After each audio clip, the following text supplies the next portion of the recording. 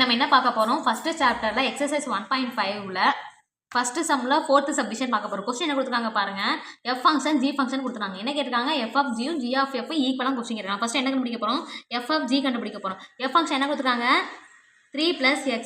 Composition of G function என்ன கொடுத்துருக்காங்க, x - 4. நம்ம என்ன பண்ண போகிறோம், x இருக்க பிளேஸில் என்ன பண்ண போகிறோம், ஜி ஃபங்க்ஷனை ரீப்ளேஸ் பண்ண போகிறோம். அப்போ 3 + x இருக்கிற இடத்துல என்ன பண்ணுங்க, x - 4.